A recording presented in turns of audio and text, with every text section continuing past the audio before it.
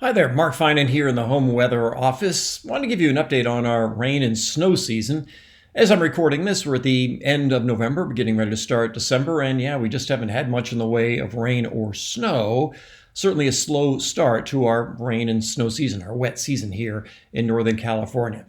That has led some of you in the comment section here on YouTube and in emails and in comments to me on YouTube saying, what happened to El Nino? Yeah, what happened to El Nino? This is supposed to be a big rain and snow year, and we haven't had anything just yet. And all the storms that are coming our way, they keep falling apart. So yes, that leads many of you to say, what happened to El Nino? Well, I can assure you that nothing happened to El Nino. El Nino is there. This is the latest sea surface temperature anomalies, actually.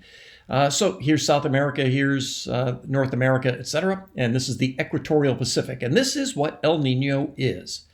El Nino is warmer than average sea surface temperatures here along the equatorial Pacific.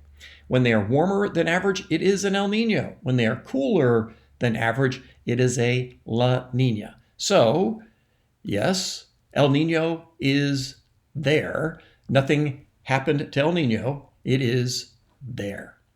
So that's what El Nino is. What isn't El Nino? El Nino isn't big storms. El Nino is not a singular storm. It does not necessarily mean a big rain or snow season. El Nino is nothing more than the waters out there in the equatorial Pacific being warmer than average. And that's all it is.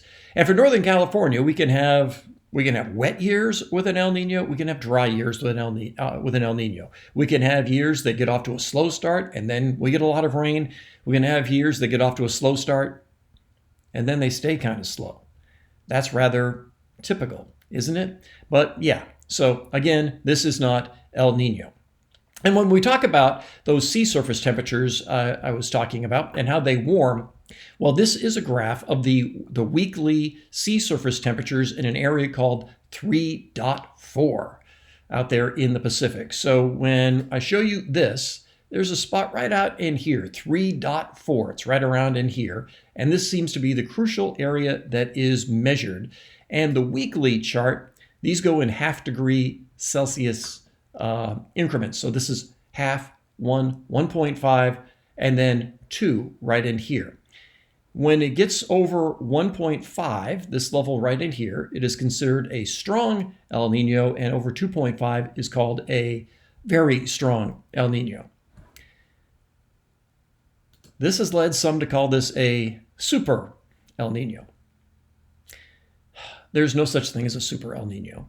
There are weak, there are moderate, there are strong, and they're very strong. There's no such thing as a super El Nino. Just thought I'd get that out of the way. But what we do see is that, yes, these temperatures are certainly warming.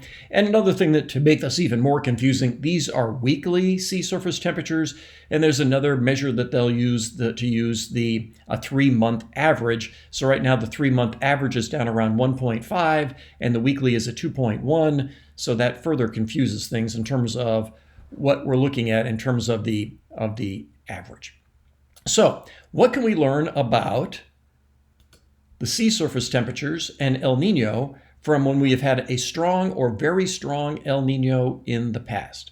Well, in 1957-58, we had one that was very strong, and we had 150% of average precipitation.